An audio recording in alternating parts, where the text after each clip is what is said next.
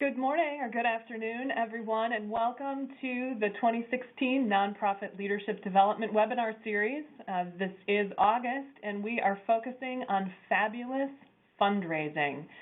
We are having some technological issues this morning or this afternoon, so please use the chat function to let me know if there are problems with the audio. Specifically whether or not you can hear me or if there is a substantial echo from my end of the equation. So if you could do that, we'll press on into the substance of preparation for the webinar here today. As we prepare for our time together, encourage everyone to reflect on why you invested the time today. This is a precious hour out of your day and out of your month, so being clear about what you hope to have in your own mind as you leave here this afternoon. In order to facilitate that, encourage you to close the door to those outside distractions, as well as silencing your electronic devices and actually moving them from the vibrate function down to silent, and so that you can concentrate and not be distracted. Also encourage you, for those viewing this over a single computer, to turn off the other applications, particularly that Outlook email or other email program that might let you know everyone else who is trying to get in contact with you during the next hour, so that, again, we can minimize disruptions. And then to just sit back, get comfortable, kick off your shoes, put up your feet, whatever it might take in order to ensure that you are open to the information that we're sharing and able to process the new bits that we hope you'll take away today. Some of the logistics, attendees will be muted during the call. Hopefully I'm not muted and you're able to hear me talking with you here this afternoon. If you are getting an echo on your end, consider switching to a headset or using the telephone call-in as opposed to the computer connection. And please, if you have a question at any point during the webinar here this afternoon, please use that chat function to send a message to me. Want to make sure that we're getting your questions answered and ensuring that there's clarity of information as you go through the webinar here this afternoon. And with that, we will jump ahead and move into fabulous fundraising. So with that, a bit about me. I am Melanie Schmidt, strategist and founder of Timpano Consulting. So leader, communicator, strategist, consultant, person who really embodies passion and growth and strives to ensure that people have opportunities to become more effective and more efficient in the work that they're doing. In reflecting upon it, I've realized I've been asking people for money in one form or another, or for their resources, for well over 35 years. Started doing that when I was very young in terms of advocacy in the elementary school, looking to make a pitch for new playground equipment, as well as doing a lot of door-to-door sales of baked goods and vegetables and produce, so entrepreneur even at a young age. And offer an expertise in organizational effectiveness and specifically the nuances of nonprofits. I would say that I tend to be a bit of a realist, but with in the sense of having a bit of optimism, glass half full or glass half empty, along with the optimism of the glass half full. And when I think about it, I look at this picture, I see neither the glass as being half empty or half full, but wondering how can I get that lid off so that we can get more money into the jar so that it can build our capacity and help us accomplish more of what we want to do here in this world. So that's a bit about me. Today what we're going to step through are some fundamental truths when it comes to fabulous fundraising. We'll also talk about critical things to know related specifically to fundraising. We'll talk about some of the facts, the levels, the cycle of fundraising, and how you can leverage that and plug in different ways. We'll also talk about who does what, specifically getting into some roles, some responsibilities, and some opportunities specifically for those of you who have boards that you are working with and encouraging to become more actively engaged in overall development activities. We'll also talk through ways to make fundraising better and means to make it happen. And that at the end of the day, it's less about just getting the funds and ensuring that it's a fabulous experience for everyone who's involved in that process. So that's what we're going to step through today, and we're going to start with those fundamental truths. One of the fundamental truths about effective fundraising is that it is not a one-person show. Effective fundraising really involves a variety of people, so that even if you have one professional fundraiser on staff or one person for your nonprofit that's been designated the lead fundraiser, in order to have an effective process, effective ask, and follow through, it really does take many, many people to pull that together. So that you're one person maybe setting the path and leading the charge, but then it's engaging more and more people in what it takes to actually cultivate who could be considered someone who might provide services or support for your services, as well as who do we need to make it happen inside the organization and outside of the organization. So that with every fundraiser, for instance, the idea might start with one person, and then it's encompassing more and more people to build momentum and to be able to pull that off really effectively and efficiently. So remembering it is not a one-person show, and to relieve some of that pressure, particularly for the individual who's often designated as that individual fundraiser for the nonprofit. Another fundamental truth, particularly when we're talking about fabulous fundraising, is that fabulous fundraising requires a culture of philanthropy. And the phrase culture of philanthropy is something that's been thrown around now for a few years, one of those buzzwords or buzz phrases, but something that is really important for nonprofits to understand, embody, and really attend to over time. When you have a culture of philanthropy within an organization, that means that everyone associated with the organization understands that they are part of the philanthropic, the charitable, the fundraising activities for the organization. So for instance, we think about that culture of philanthropy often as being something very external to the organization, that we want a culture of philanthropy in which people understand their roles and responsibilities for giving back to society through nonprofits and through charitable organizations. And that is certainly important.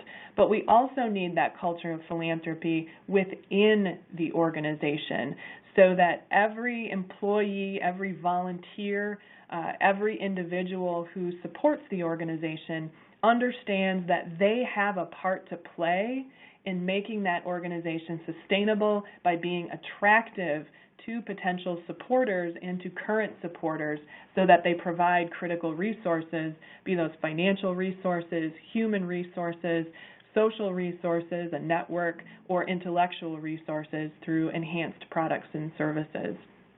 And so that flows from that everyone having a part to play such that if you have janitorial staff, they understand that the work that they're doing to keep the facility spot and to be attending to issues as they arise means that people will walk into the facility, see that it is cared for, see that it is attended to, and feel that it's appropriate to give a donation to that organization. Because if they're caring for the facility in that way, they will also care for the donor's contribution in a similar way.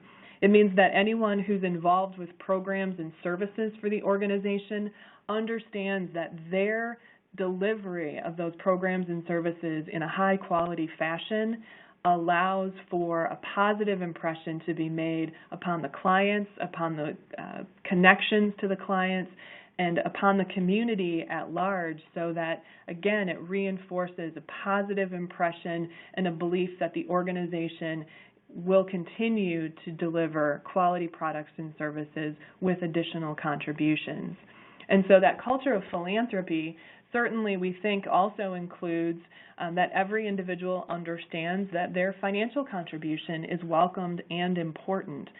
We know that this can be an area where there's some concern, particularly in smaller nonprofits or social service nonprofits, where we have concerns about the pay levels in those organizations, and knowing that every contribution is valued and at every level. And whenever an employee is giving back to the organization that for whom they work, it goes that much further to demonstrate the commitment to the broader community about that culture of philanthropy. So certainly in terms of giving money, but also in how individuals take pride in doing their work and in representing the organization. And so building that culture of philanthropy, that respect for fundraising as something essential and vital to the thriving future for the organization is really a strong requirement. And that is fundamentally the truth, in part, when you go back to connecting that effective fundraising is not a one-person show. When you have that culture of philanthropy, you're really cultivating ambassadors for the organization and building a very positive impression that will serve you well in your fundraising activities. So then we think about, if those are two fundamental truths, what are some of the critical things to know about fundraising and how it works through the nonprofit sector? And with that, we'll start with 7 facts about fundraising. And these are really intended to set the stage for people of understanding how to go about fostering more effective fundraising throughout your organization. And this can be a really important list to work through with people and to help them understand as you're building that culture of philanthropy with your employees and with your volunteers including your board members. So the first fact being that organizations are not entitled to support. Organizations need to earn the support from people in the community. And so there it can be an entitlement mentality that comes into play within the sector, where because we have our 501c3 status, we're a charitable entity, we're doing good work for the benefit of the community, we deserve to have your financial support. And the reality is that while it may well be deserved, you still have to earn that support, particularly because there are so many other organizations that are doing good work for the community, and there's a finite amount of resources available. And so understanding that if you have to earn that support, it means putting forward those quality products and services, ensuring that you're gathering good stories to share so that you're demonstrating the value that you're bringing to the community, and also demonstrating how you will be a good steward of any resources that may come into the organization. Fact number 2, successful fundraising is not magic. It feels like magic many times because it's a blend of art and science. And so if you think about successful fundraising, there really is a lot of logic, there is a lot of research, a lot of evidence that goes into building a successful fundraising program and having success in making your fundraising asks. But it is really not magic. It is a lot of work. There is a lot of research to determine who your potential prospects are, what their interests are, how much they may be able to contribute to the organization. There's a lot of research that goes into what your need is, so there's a lot of math and calculation involved with that. And then there are also some more specific formulas that you can use to make it happen for your organization, and we'll talk about some of those later in the webinar. Fact number 3, fundraising is not only about raising money, it is also about raising friends. And this will lead us into talking not just about fundraisers, but friend raisers as well. And so that will flow into our discussion about the fundraising cycle and the need to really cultivate your donors and cultivate your supporters, that the first ask you might have of someone typically is not an ask for money. First thing you have to do is warm them to your cause and make them a friend. Demonstrate your value.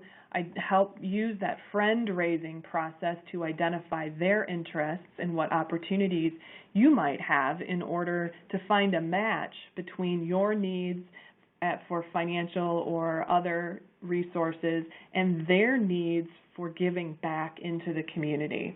And so raising friends is just as important as raising funds.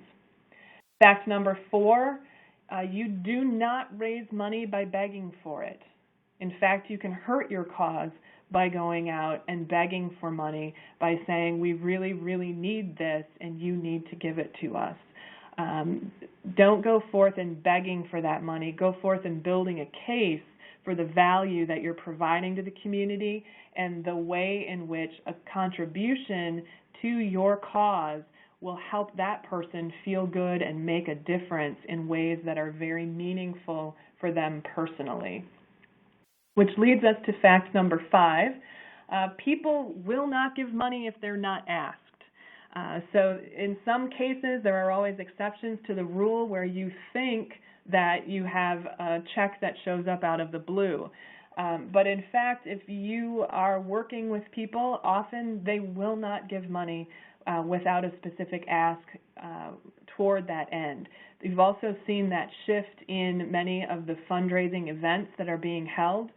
Certainly over the past 5 to 10 years, much more of a shift to seeing a specific ask for additional funds at a luncheon or at a gala or at another affair.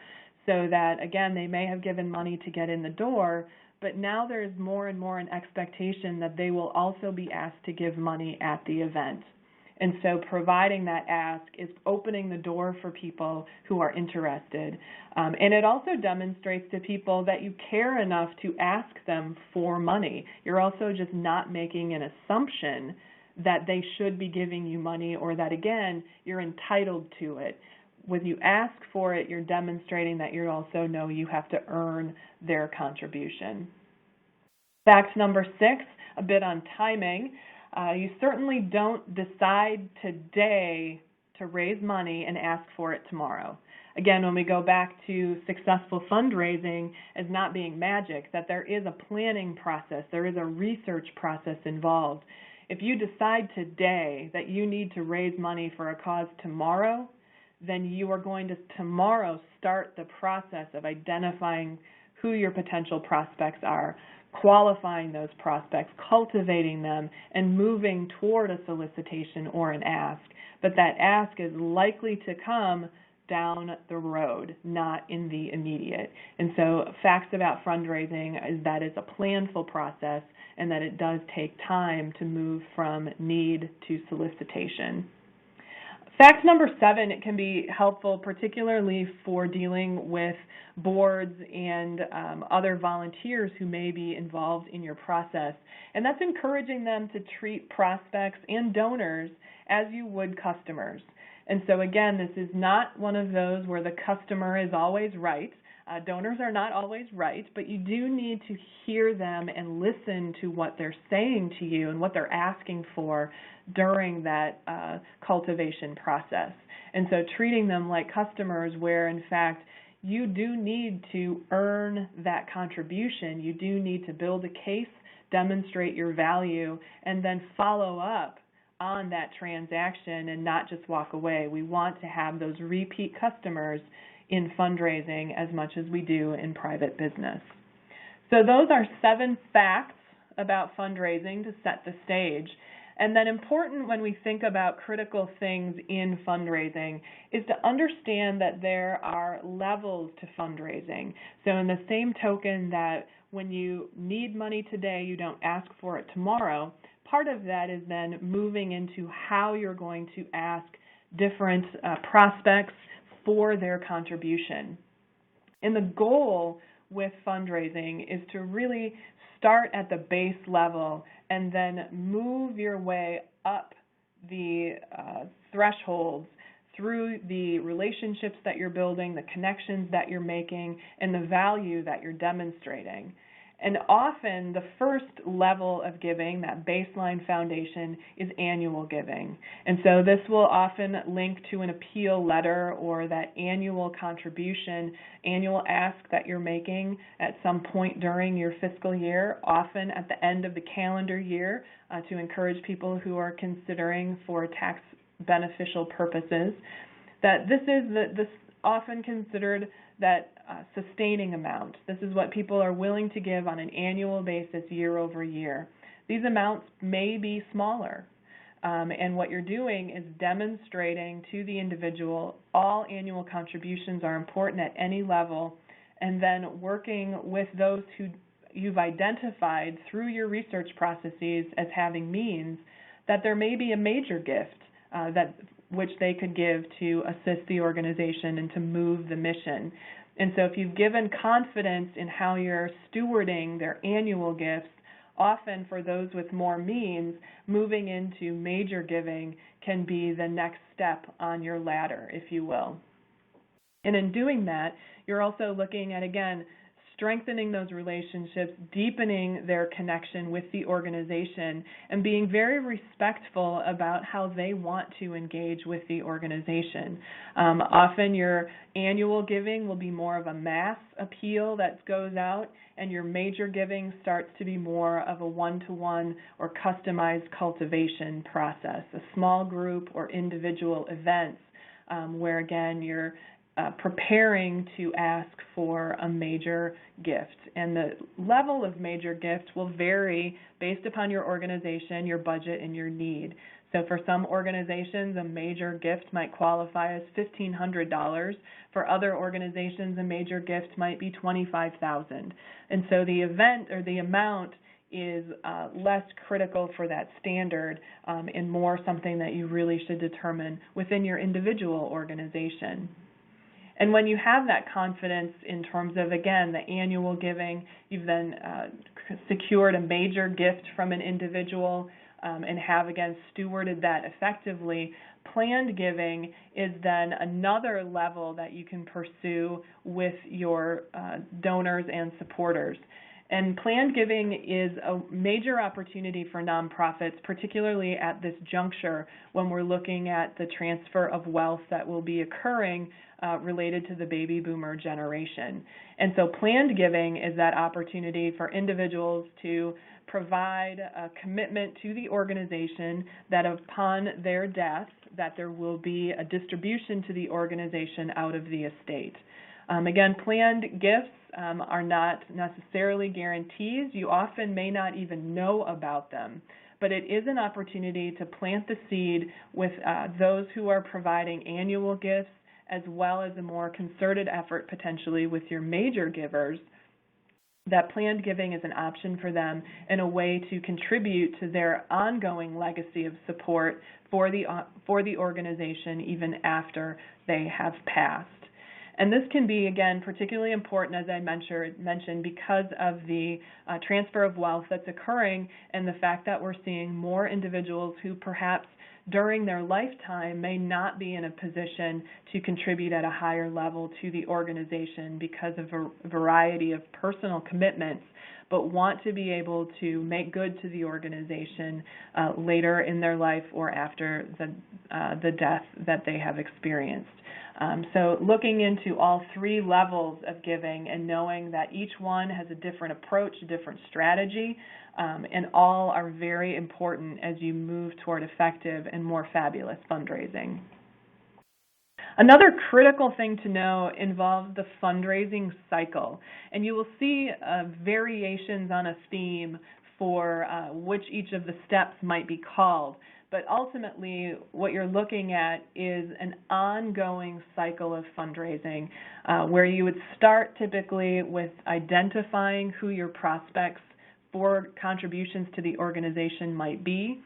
This is often the exercise where you will see, for instance, with boards, everyone sits down and writes out a list of everyone that they know who might be interested in the organization's mission.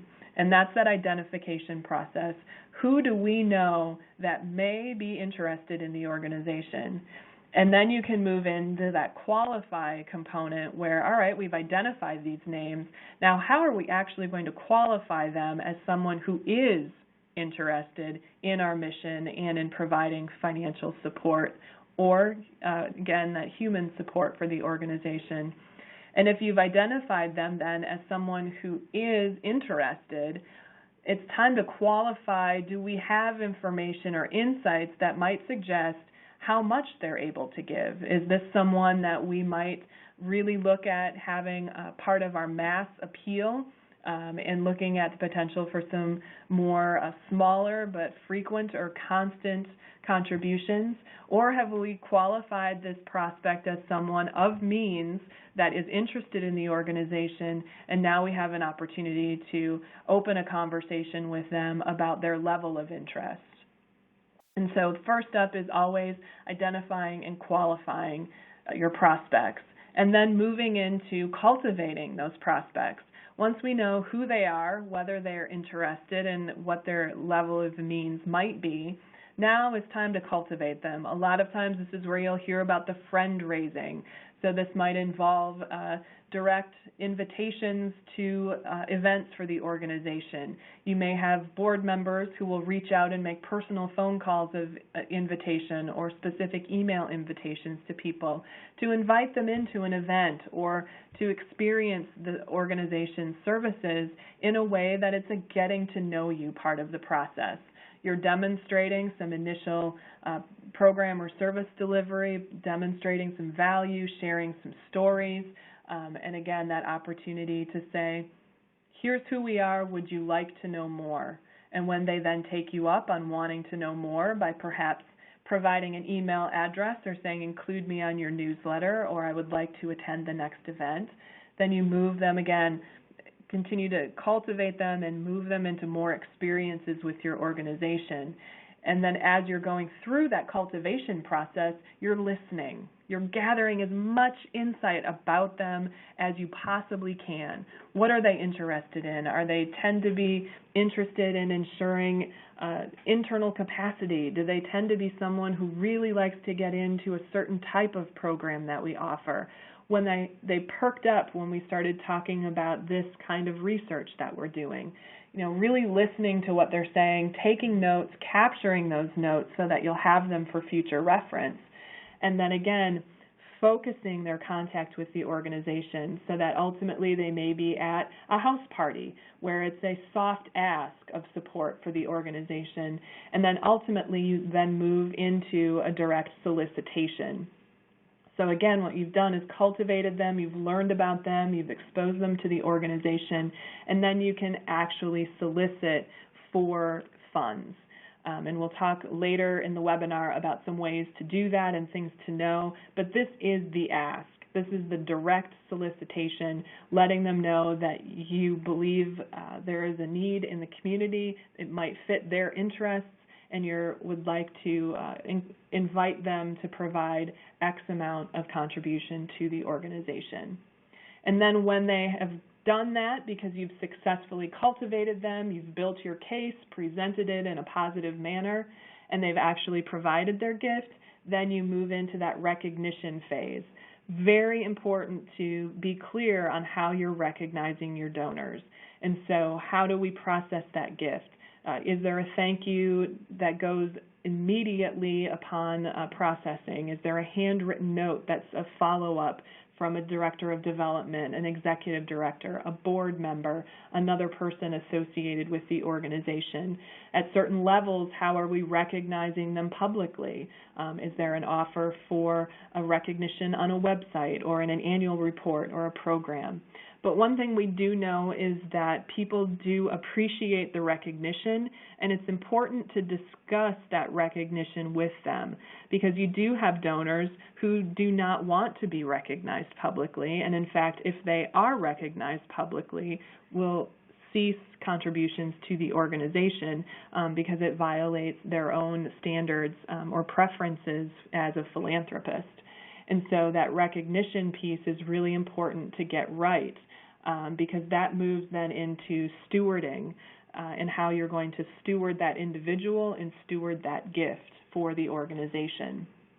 And the stewardship process, in addition, going beyond the recognition, might also involve follow-up contacts with that individual, particularly if you know their interests and if it was in a particular program or if they funded a particular program, providing them with updates on what's happened as a result of their contribution. So that, again, you're building the case and deepening the case for them for how their gift has made a difference in moving your organization's mission forward. And that if you go through that process, it brings you up to that renewal component and perhaps the referral. So if you're moving in to renew, whether it's renewing that annual gift or renewing a major gift to the organization, then you, again, think about how do I need to cultivate that person additionally or differently based upon the next level of contribution we may be interested in securing from them. As you're stewarding, you're also hopefully gaining referrals from people so that they've had a good experience and they're sharing with you, oh, I really appreciate this update. I have a colleague, John Smith, who might be interested in contributing or getting to know the organization as well. And then you take that referral and run it through your cycle, starting with the qualification process, and then again moving into cultivation, solicitation, recognition, stewardship, and it continues over and over again with very clear attention to each step in the process and that foresight and that planful approach so that you're always thinking a few steps ahead of where you might be in that current relationship. And a word on the fundraising cycle that I'd also like to insert here is that there are times when you're continuing to go through this process, but in different ways for different types of donors. So you may have someone who has been that steady $50 contributor for 30 years, and you continue to recognize them and steward them throughout that life cycle of contribution. It's just that that may look different than stewarding more, sporadic gifts or larger gifts from people depending upon the ask and contribution. But regardless of the size of gift, everyone deserves that recognition and stewardship of their support for your organization. And so that is really, again, part of the critical things to know, those key facts, the different levels, and then how you can go about working that fundraising cycle. In fundraising, when we think about working that cycle, it often comes up in terms of who is actually supposed to do what, particularly when you get a board of directors involved. And so with that, we'll hinge the board's role in fundraising on the three primary roles of every board.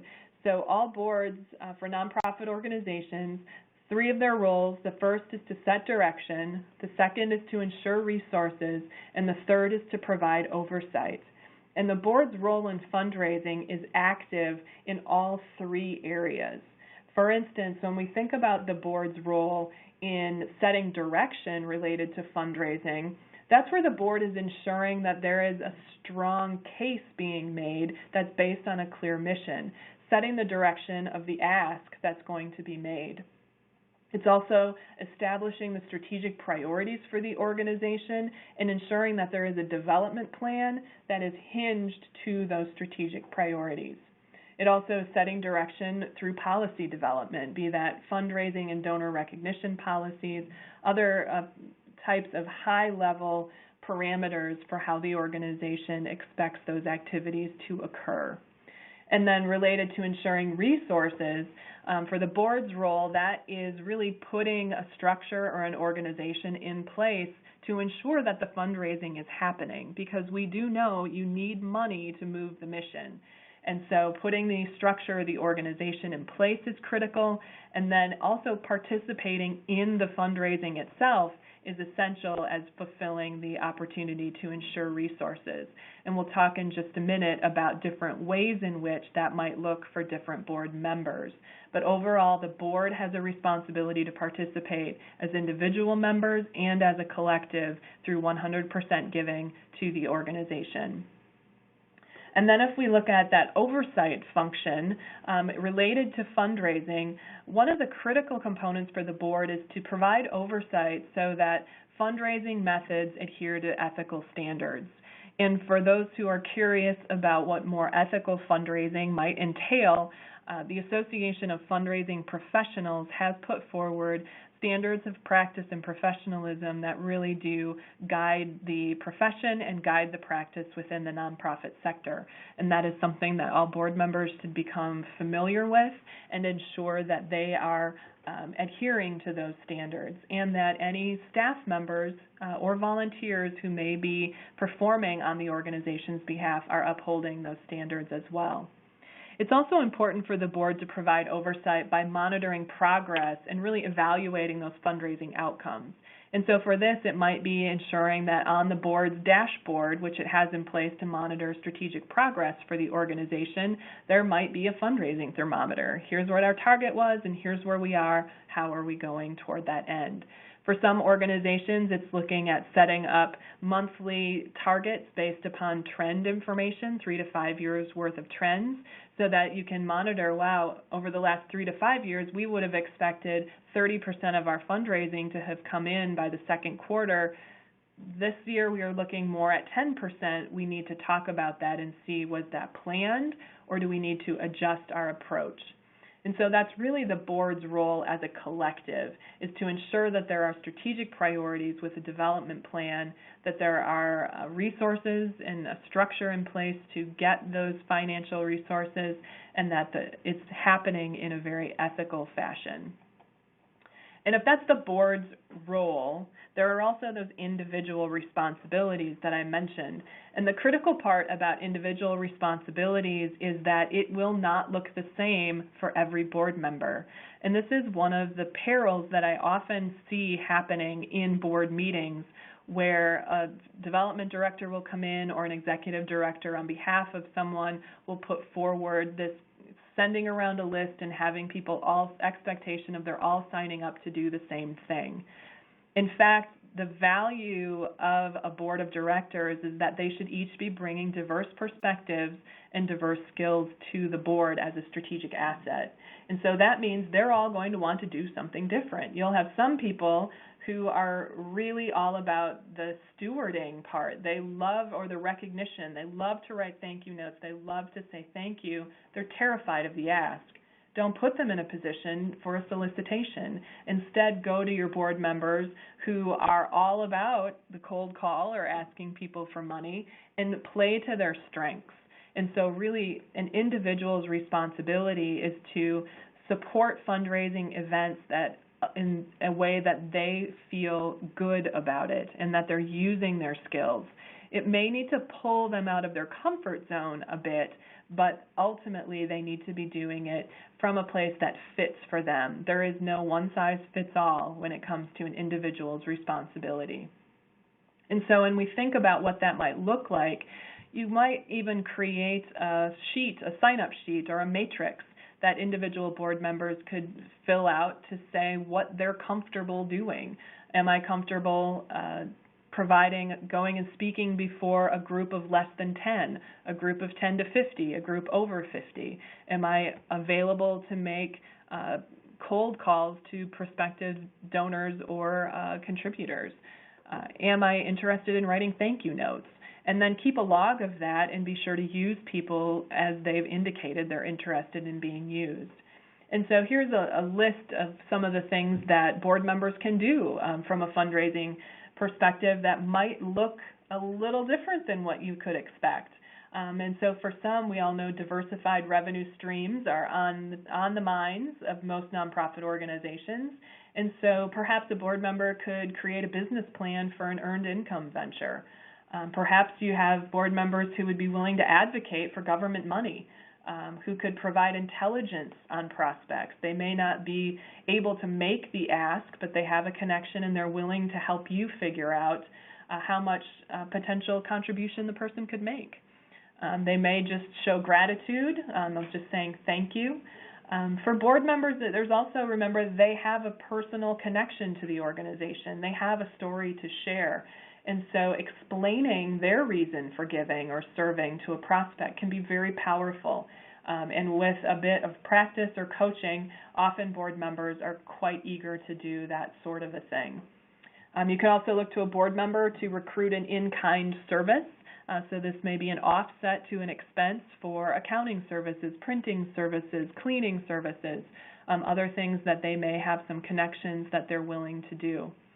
Could give them talk, as I mentioned earlier, or perhaps they're a great negotiator and they would just love to come in. They can't do an in-kind ask, but they certainly can help negotiate for a lower price from a vendor.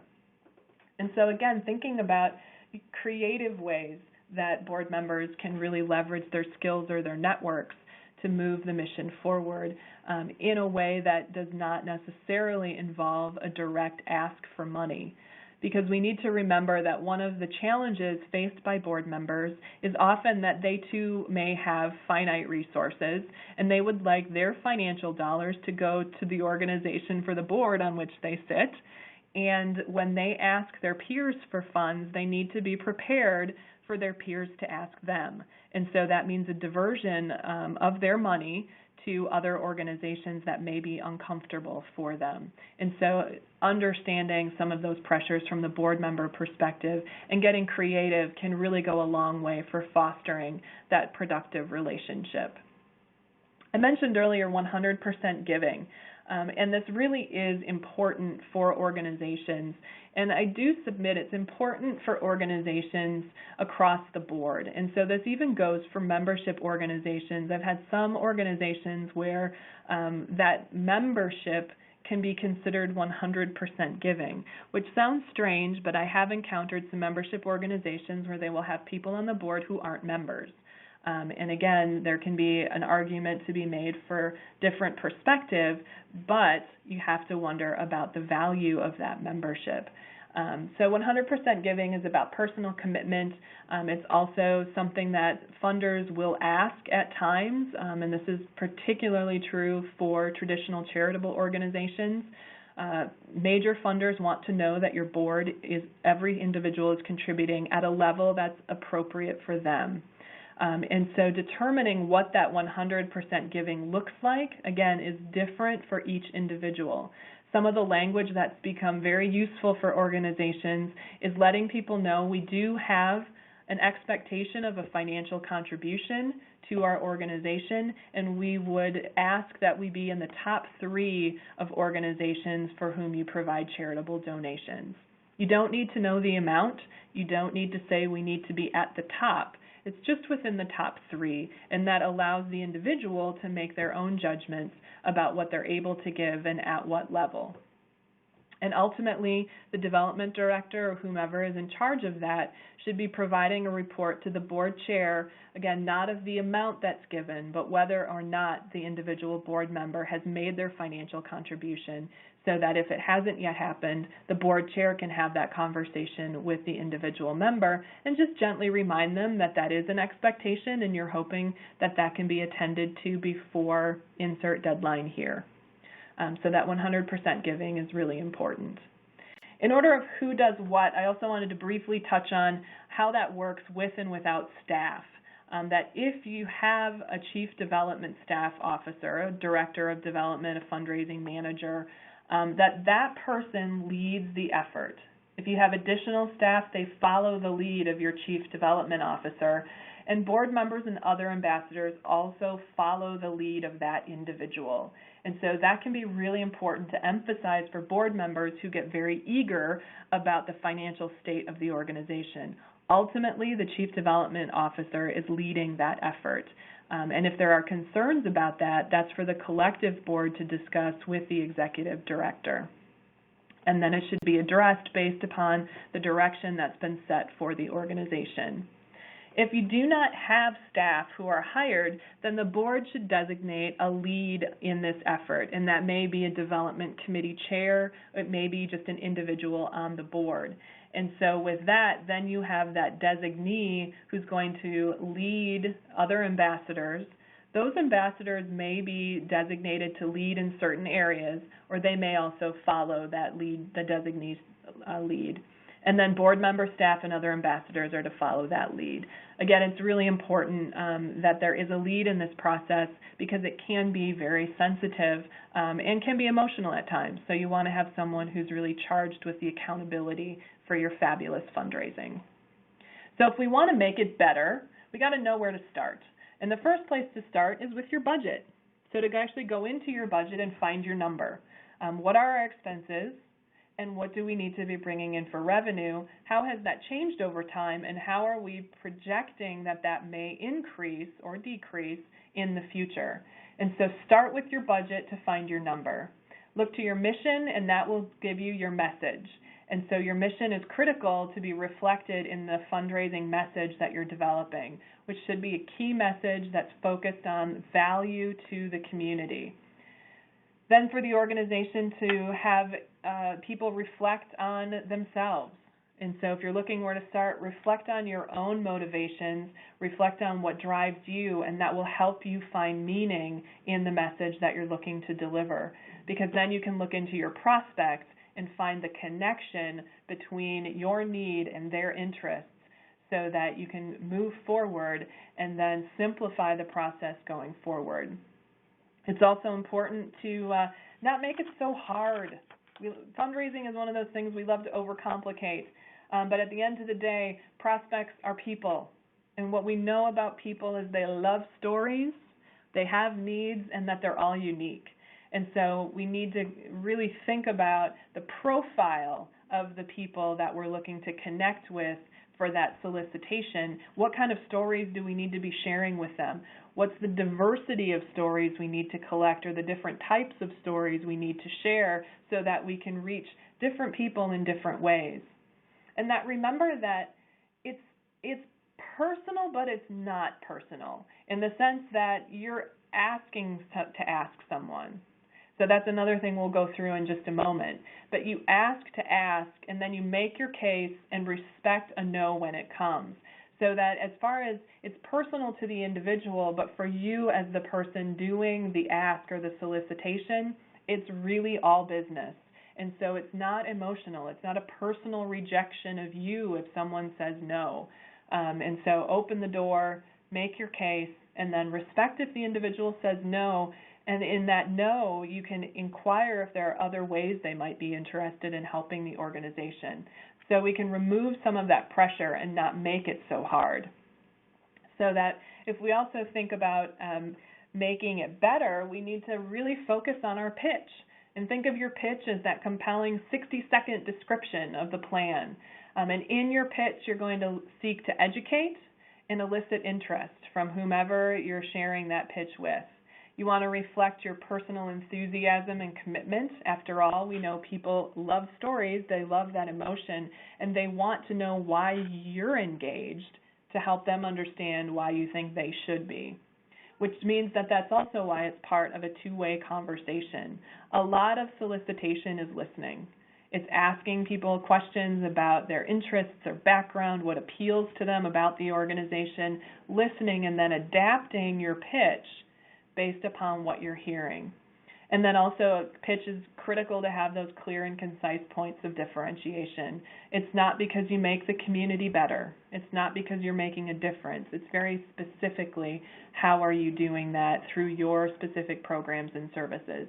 How are you doing it different than anyone else in the community? Or if you're the only game in town in that area, how are you delivering sustainability and future success for your organization in a way that's better than other favored nonprofits in the community itself? So really construct your pitch, write it down, take notes, bring those notes with you, and really move yourself forward. And in constructing that pitch, important to know your target. And by that, it's know your audience in terms of gathering insight on that prospect's interest in advance, researching any giving history that may be, or perhaps they've given to the organization 10 to 15 years ago and they dropped off. What a great opening for a conversation. And also using that face-to-face solicitation is a great way to share your enthusiasm.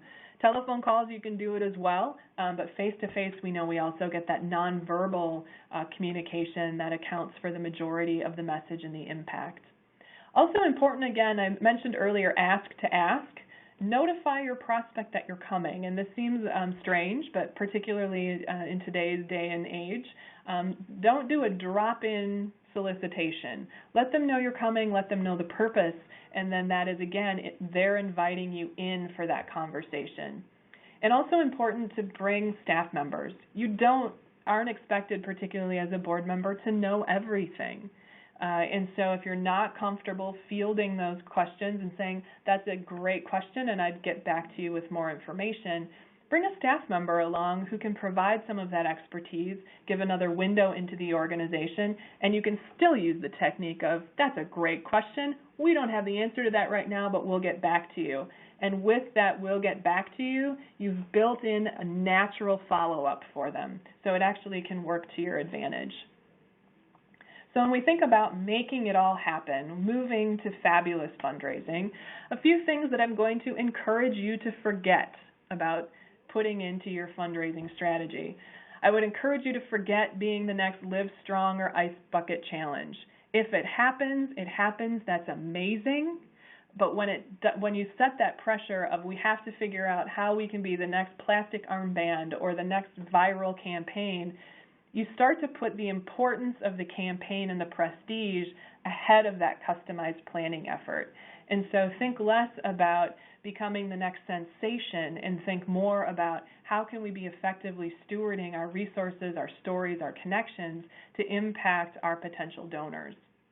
Also, I would encourage you to forget adding a gala or a major event. Fundraising by events is very challenging and time-consuming, and so if you are going to be doing event-based fundraising, be sure that you're also building in tracking for the time that's being invested into that event planning process so that you know whether or not you're getting a return on the actual overall event.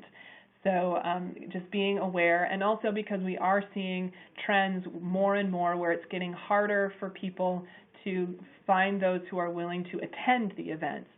For instance, corporate sponsors may well be purchasing the tables, however, they're having a harder time filling those tables. So being aware of the limitations within your community for time and interest. Also important to forget putting your priorities on businesses over people. And so ultimately, your organization's fabulous fundraising will be fueled by the people who are making it happen, and it will be fleetingly supported by the businesses. This is not to say that corporate sponsorship is not critical and that businesses aren't critical as part of your development planning processes, but ensure that you're prioritizing the people and the relationships, for those will be more sustaining over the long term. And also forget the history of everyone who came before. Where you are now for your organization, what you need to move forward is unique, it's compelling, and it's a new dawning of a new day to be able to try some new things. So those would be a few things I would encourage you to forget. I'm also going to pause here. We have a few more slides. We also have a few more minutes, so encourage you to again, if you have questions or needed clarifications, feel free to put those into the chat function, send that message in, and we'll reply as they come in. Also important as you're making it happen, to understand the mind of a donor. And to do that, you can actually build from your own experiences and your own perspective. And so encouraging an exercise that can be done, again, with board members or other volunteers, give them a sheet of paper and ask them to really reflect on why do they give to charitable organizations? What motivates them? What makes them feel good about doing that? What are their expectations in return? And so on that sheet of paper, they can then write down the charities to which they donate regularly and then note the primary reasons that they do so. We are all people, we are all human beings, and often our motivations are fundamentally similar. How we're doing it might be different, but again, take a moment, think about the mind of a donor. Another opportunity that you can have in cultivating those relationships and stewarding current supporters is actually having this conversation with them in a very open, informal way. You know, what really has inspired you to give to the organization over X and such years? We're really delighted for your continued support and would like to learn from you. And so opening a conversation with them helps to really get inside the mind of the donor and understand that motivation. Similarly, in order to build your own confidence in doing that solicitation or supporting that cycle of fundraising, is to think about, what is the need? Take these 4 questions and write down the answers. What is the need for the organization? What type of resources do you need, and why do you need them? So is it that we need to raise $500,000 because we're interested in doing a program expansion, or perhaps infusing quality assurance into our current processes? Then really thinking and writing down, why should the donor care? They'll have their own motivations, but in your mind, why do you believe they should care about making this contribution to your organization? And then delineating it one step further, how will that contribution make a difference? So say you go in, you ask them to help you fulfill this need, they care about it. Now, how is it going to make a difference? And having that answer up front for them so that then you can deliver on it and report on it with them as part of your stewardship process. And then why should they believe you? This is really all about trust. And ultimately, as your organization, what is your track record in delivering on the commitments that you've made to donors? What are the promises you've made with the community? What are your intended outcomes, and what is your performance record? Again, really documenting that. And when you have those 4 questions answered, it really becomes part of your pitch. So that the first thing might be the 60-second elevator pitch, and then these are your key supports for moving them from an entry ask into a close. And so reflecting in this way can help build confidence for you in making that pitch and having that conversation with someone. It's also important for you in moving it forward to make a commitment to progress in fabulous fundraising. And so as an individual, as an executive director, a development director, a program director, as a volunteer, as a board member, what are you personally willing to do to advance the fundraising process? And be very honest with yourself and with the organization about that. And once you know what you're willing to do, think about what's going to get in the way of you being able to do that. And that might be time. It might be competing interests. It might be the fact that you're going to be out of the country for 6 weeks on a sabbatical. Figuring out what will get in the way of what you would like to do to advance fundraising, and then think about how are you going to overcome that. We all have obstacles, and we can all come up with ways to overcome them. And then to spend some time reflecting, how are you going to know when you've succeeded in advancing that fundraising process? It's what does success look like? So that if you're making this commitment to yourself and to the organization, and if you can do this collectively as a fundraising committee, as a board, as a group of volunteers, as a staff, whatever that collective might be, you'll go a long way in really moving forward toward fabulous fundraising. And those are some of the key things to know when you think about fabulous fundraising. It is not a one-person show, that it requires a culture of philanthropy in which everyone inside the organization and affiliated with the organization understands how they are contributing to the impact of charitable contributions, and knowing that you have to earn that fundraising potential, that you want to move from annual to major to planned giving through that cycle of philanthropy that will continue over time, so that people are clear on who's leading, who's following, and how you can make it better by really starting the process with what you know, simplifying the process, not overcomplicating it, getting your good 60-second pitch followed by your key supports with an understanding of the prospect for whom you are going forward, and then really making that commitment to yourself and to the organization and how you can move it forward and what you're able to do even in the face of obstacles. So for our upcoming sessions in September, we'll be talking about taming transitions. Change is everywhere in the sector. So what are some of the models that we can use and tools we can use to help people through those transitions, as well as in October looking at marketing. In November, we will talk about actionable accountability so that we can move these ideas through to implementation.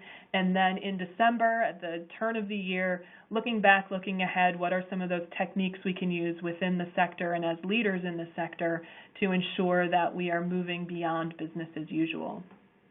So thank you for joining today for the Fabulous Fundraising Seminar as part of the Nonprofit Leadership Development Series. Encourage you again to ask questions here or through email, or feel free to call. Please do connect through Twitter, Facebook, and LinkedIn. If you do connect through LinkedIn, please reference the webinar, as I don't connect with just everyone who sends an invite. And please go forward, be confident in your fundraising skills and capabilities, and may you have fabulous results. Thank you.